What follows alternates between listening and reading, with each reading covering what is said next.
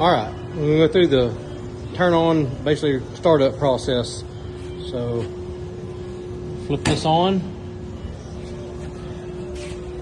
Controller is lit up. Push start button. We're geared up now. So we're going to go through the calibration process, which is 1. We're going to calibrate the back gauge. Press 1. Start moving back.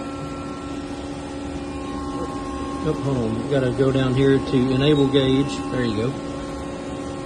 Now we're moving back. We're going to calibrate that.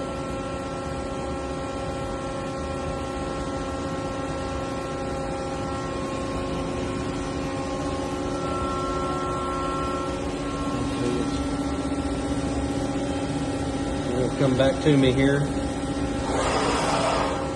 All right. Exit out of that. We're going to go to calibrate RAM, number 2. Enable RAM. We're just going to push it down once. And we're going to push it down one more time. And it's calibrated. We'll exit out of that. We'll make another video for the run process. Alright. So we've already calibrated our back gauge, calibrated our RAM. We're going to go to the run mode 3.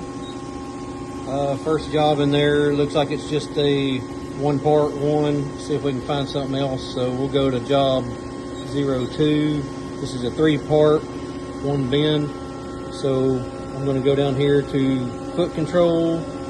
Operating mode is going to be auto for that come back up, and we're just going to go ahead and do it. Enable the gauge and it should go wherever we need it to. And we'll go down. Should come back up.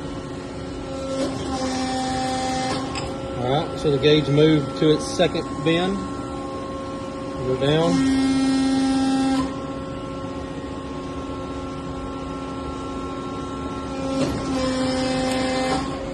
It went to its third bend. Just moved up, so.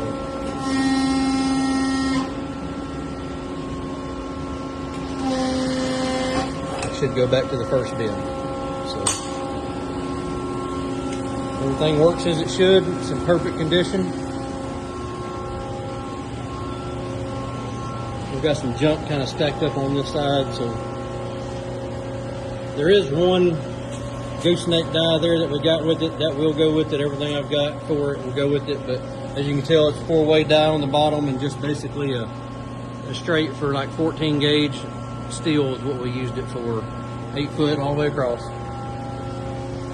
Need anything else, let me know.